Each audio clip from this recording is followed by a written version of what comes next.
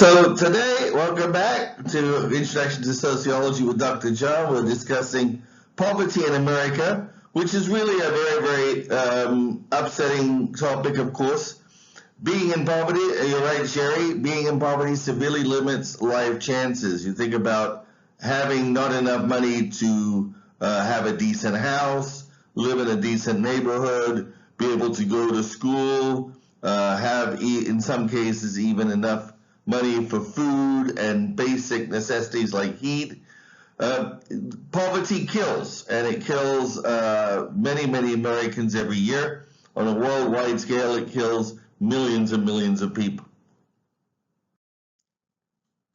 So let's talk about mobility and poverty. As we talked about in social stratification, there are different layers of society, and there are two types of mobility. Of course, some people may move up individually from one level to another, and that is possible because we are in an open system.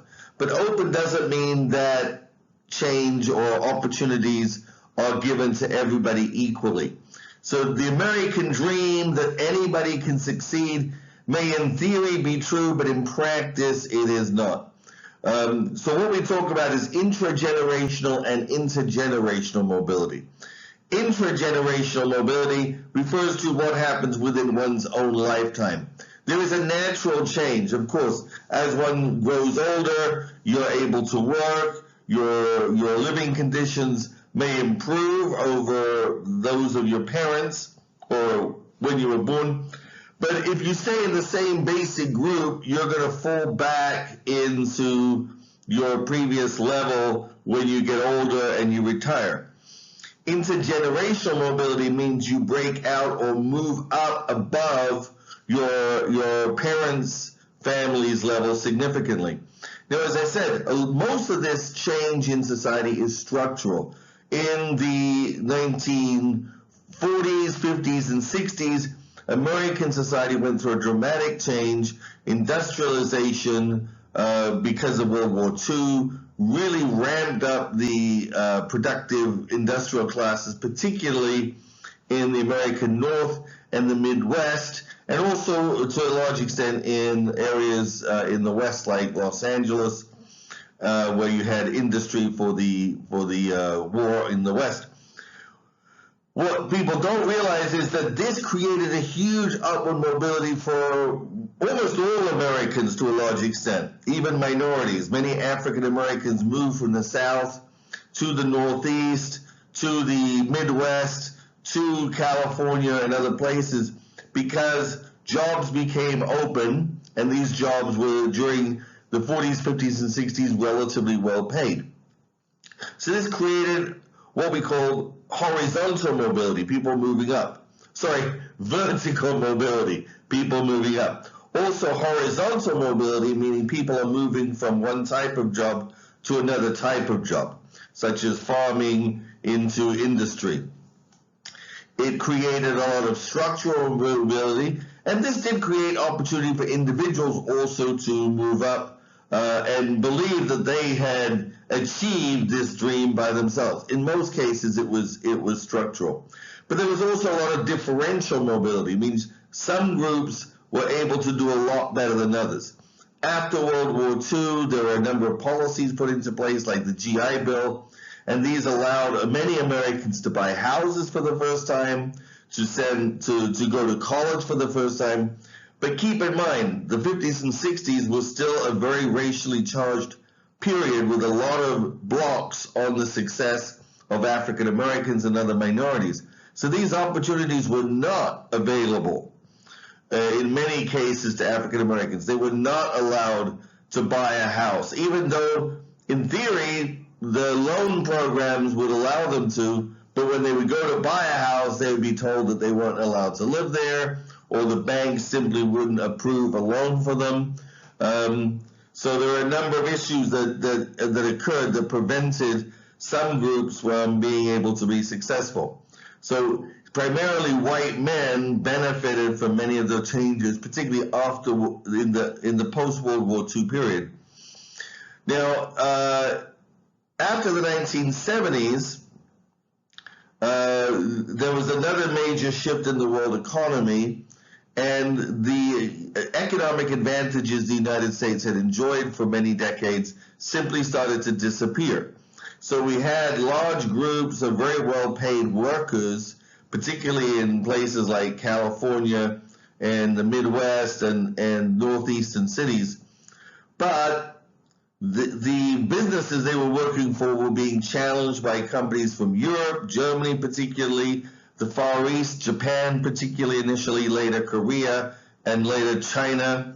So this created basically a lot more competition for American businesses.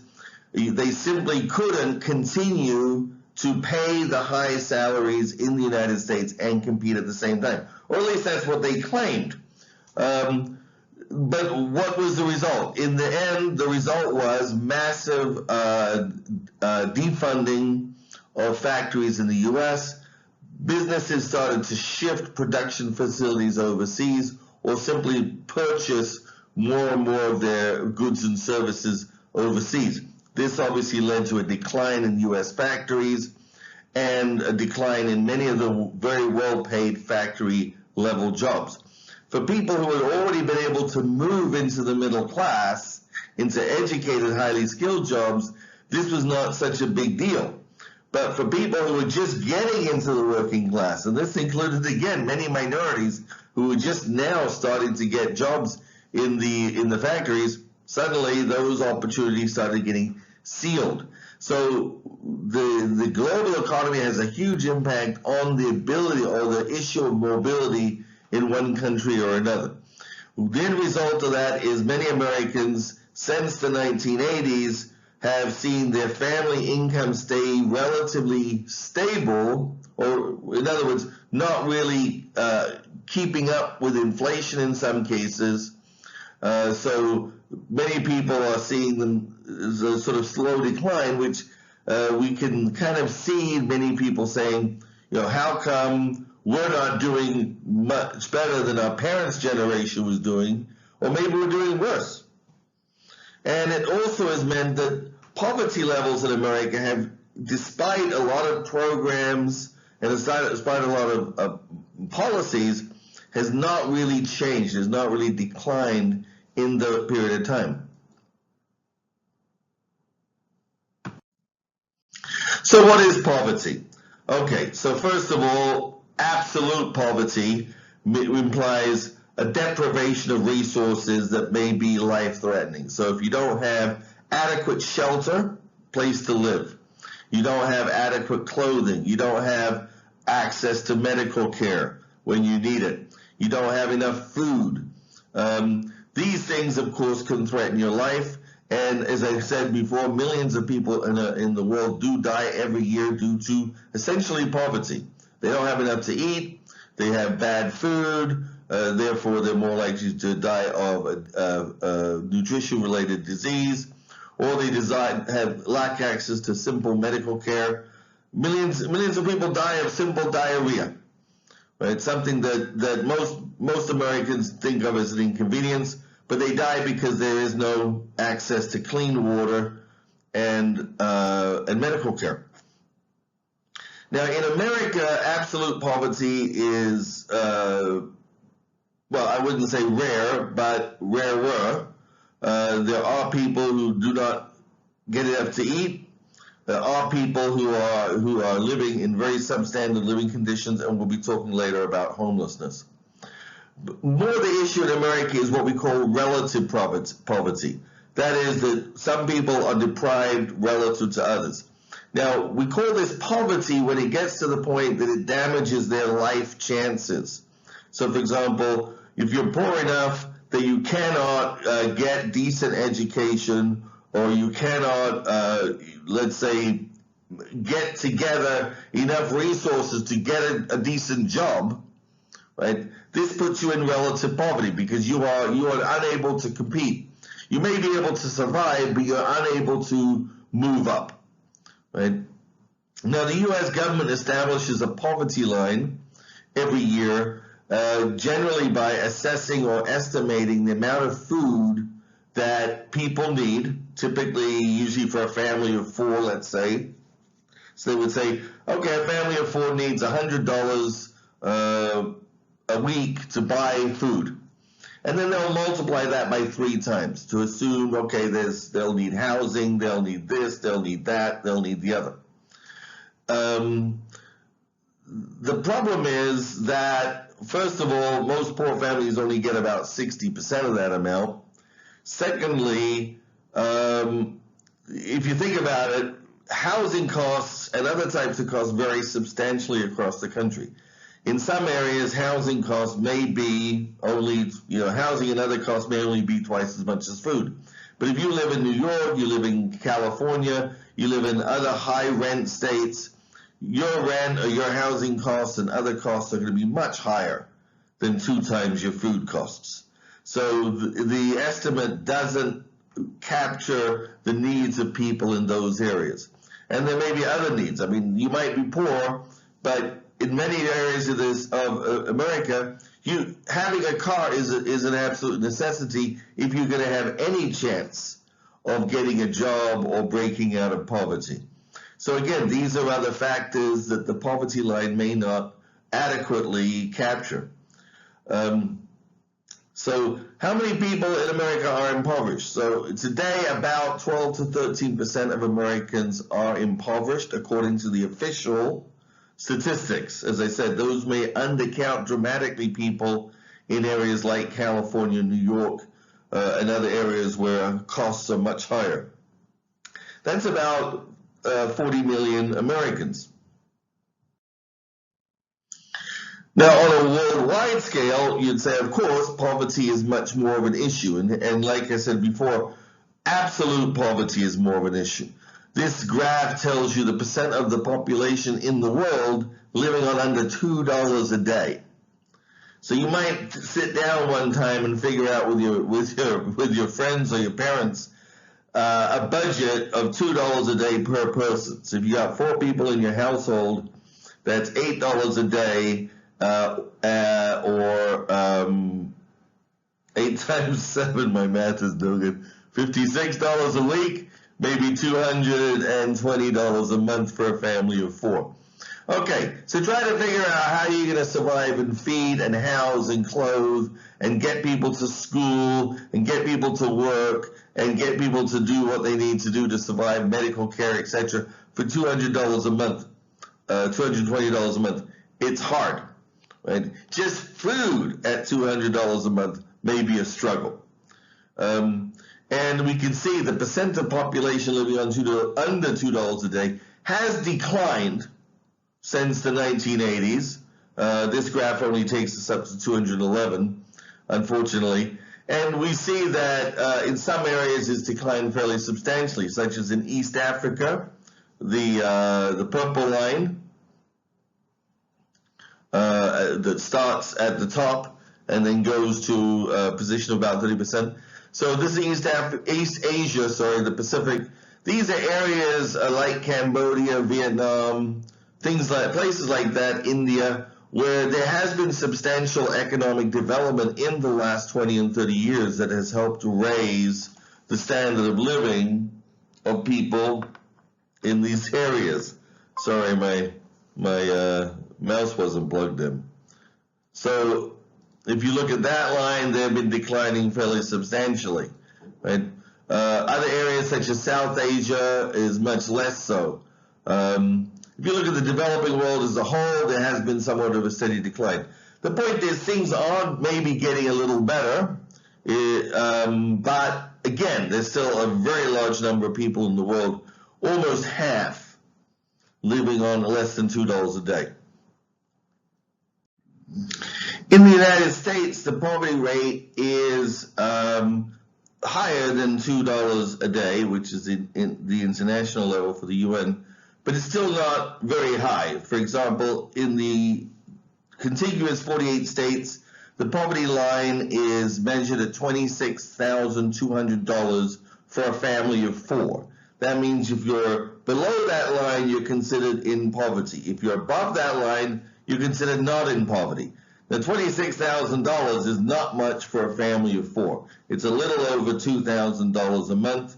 And that has to include paying taxes, paying health care, paying transportation, paying rent, paying food, paying everything else that comes with life for 4 people. So imagine if your rent is $800 a month for a family of 4 for a 2-bedroom apartment or a small house. That's already sucking up 40% of your income.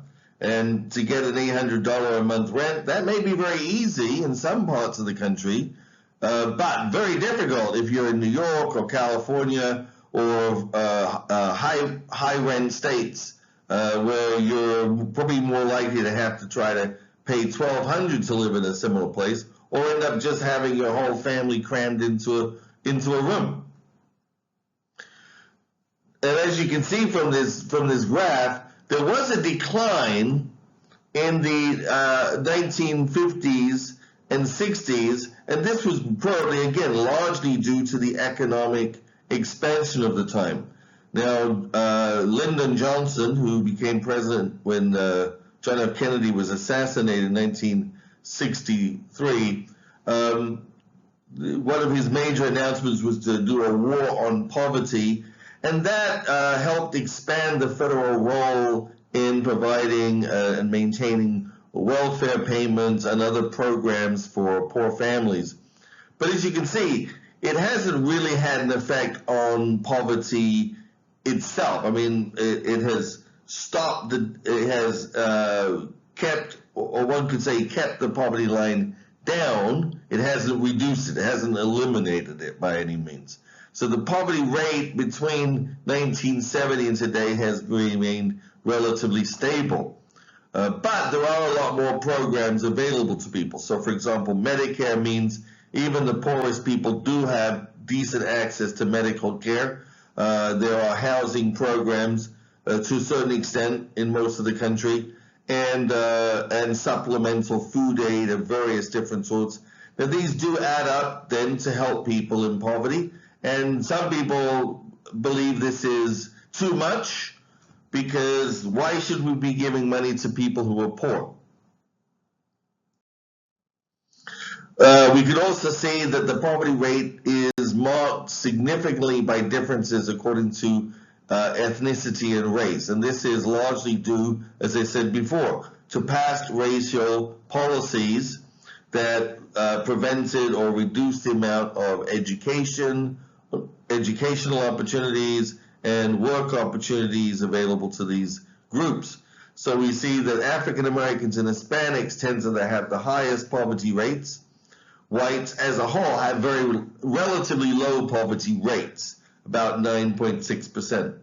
But keep in mind that the absolute number of people in poverty, the majority are still white. So what are the different explanations of poverty? Because how we explain poverty will have a lot to do with what we think about whether or not we want to solve it. Conservatives traditionally have a perspective that tends to blame the people in poverty for their own poverty. And this has a very strong resonance in American culture, the culture of individual responsibility. Everybody should take care of themselves, go out and find new opportunities, etc., etc. But those attitudes tend to overlook the fact that opportunities are simply not available equally for all groups or all people. So they mostly blame the poor for their own poverty. One argument that became popular was something called the culture of poverty argument, that people in poverty were there because they had the wrong values. Simply, one of the simplest arguments was that they were lazy. They were not hardworking like proper Americans. They didn't take initiative. They didn't look for opportunities. Now, before, in the first lectures, we talked about a book called Tally's Corner, where a man researched and virtually lived with street corner men, people who lived by getting odd jobs. And he found this was not at all true. These people were willing to work hard. They looked for every opportunity they could find. The reality was they simply did not have opportunities available to them, that the options were narrow. If you have an income of 100,000, it's very easy to say, okay, let me take this other job here, or I can take some time off to study, or I can take some time off to improve my resume, or I can do this. If your parents have that kind of money, they can send you to a great college. They can give you many opportunities in life, many experiences. If you're poor, it's a huge risk just to move out of your neighborhood, just to take a job across the other side of the city because of issues of transportation and things of that sort. So again, this argument, it seems to make sense from a cultural perspective, but when you look at the facts, it's not what people are doing. We find that people who are poor despite the fact that they work and try hard to get ahead. And associated with this is the idea of welfare dependency, that the welfare system itself has created an incentive for people to just sit around and do nothing, because why not? They'll get paid anyway, and they'll be comfortable enough. So again, the argument is it takes away the incentive to go out and work hard. But again, we have found that when people on welfare are offered jobs that provide them with an opportunity to move up and succeed, they are very willing to take it. So anyway, while there may be obviously individuals who do fit this mold, I'm not going to say that everybody on welfare is ready to take a job. The point is, by painting whole swaths of people, essentially 13% of Americans, and saying they're all lazy, it's absurd. And when you think about people like J.R. Rowling's, who wrote the Harry Potter series, was on welfare when she started writing that book. Why? Because she was, at that time, poor and had no other opportunity. So she took the time to write the book, which became a great seller, and now she's a fabulous tax contributor, right? So it shows that everybody may need to rely on welfare and other types of support at one time or another in their lives in order to succeed. The other explanation is to blame society. Now, there are aspects, as we said before in the last lecture, structural inequality in America is part of the social structures, part of the economic structure. One feature of capitalism is that capitalism cannot work unless some people are left out of the benefits. Why? Because this is the only way to get them to work harder or to strive, right? So, for example, if we had full employment, wage rates would go up to the point where businesses would not be able to hire anybody. And so capitalism requires a certain percentage of unemployment. There's always a debate about what that percentage should be, right? But every capitalist society has always admitted that you need at least 3 to 4, maybe 5% unemployment in order to keep markets open. And so as William Julius Wilson points out, this is going to create little opportunity for work.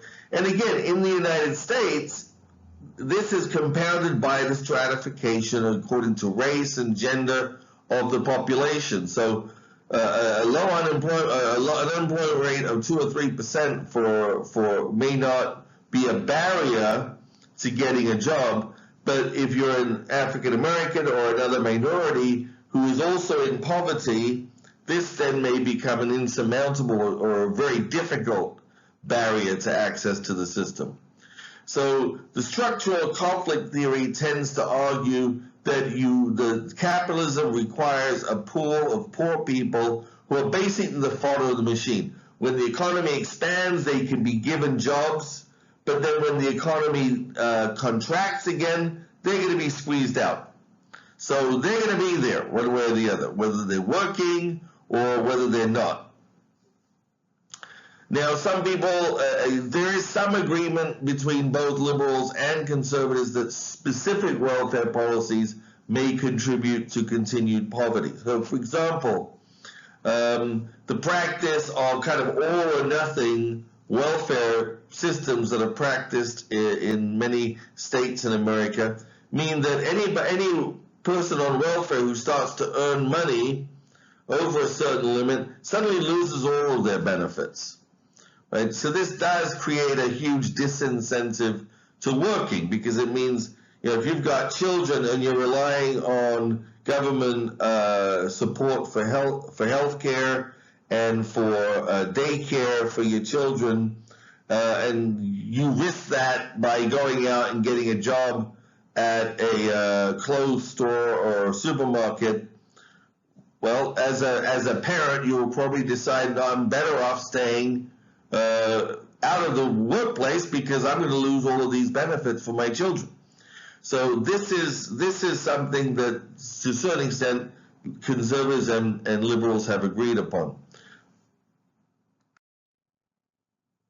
Homelessness is another big problem in America, and paradoxically more so than many third world countries.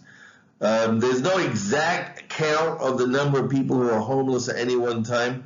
The Census Bureau does try to take annual snapshots by taking a particular day 2 or 3 times a year to go out and count how many people are homeless at that particular time.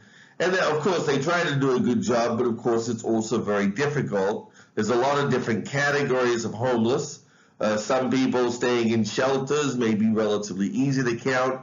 Other people may be staying with relatives on a temporary basis, or sleeping on their friends' couches.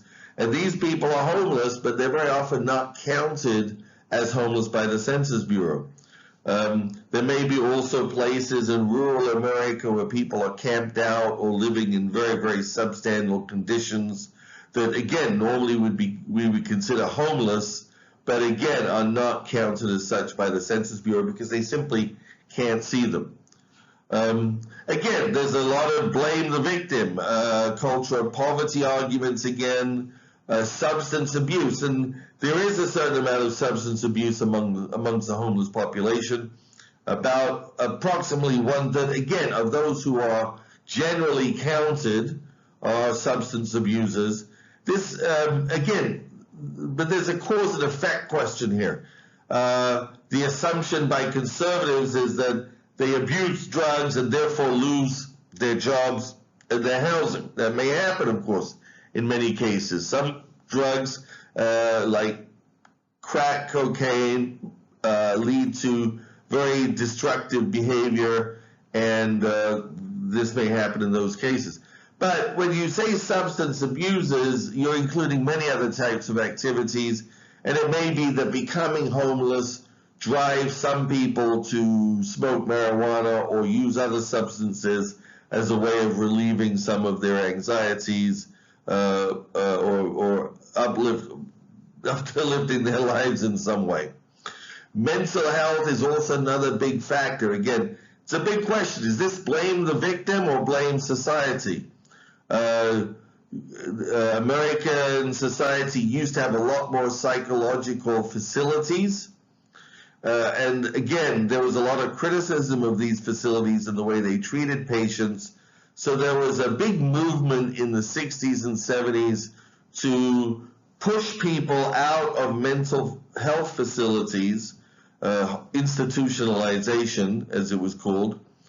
And in theory, they were supposed to be taken care of in the community, by community agencies, halfway homes, so they would be able to live a relatively normal life.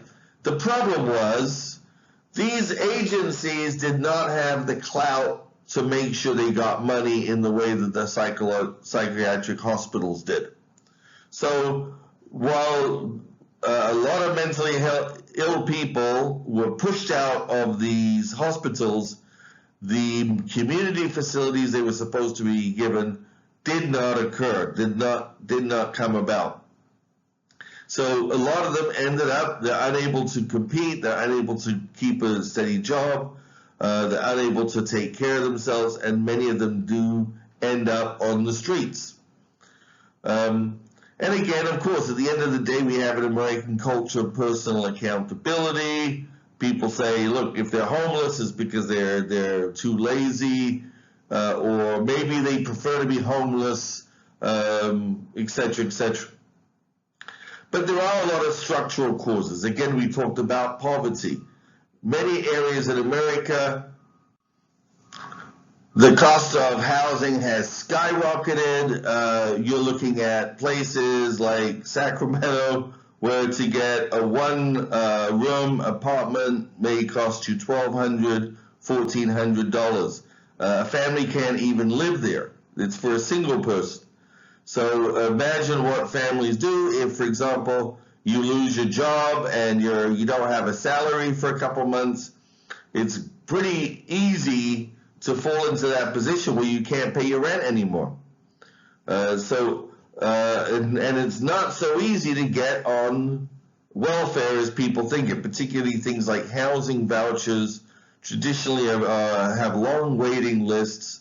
So you lose your job, by 3-4 months later, you may have lost your living quarters, and then you're homeless.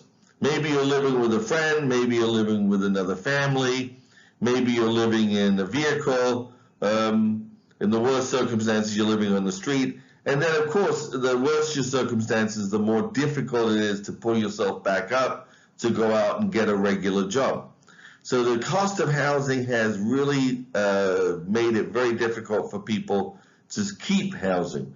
Now, this is the paradox that when you look at many third world countries, so for example, Mexico has much lower rates of homelessness than the United States has, much higher rates of home ownership than the United States has. And this is partly because, of course, houses are a lot cheaper.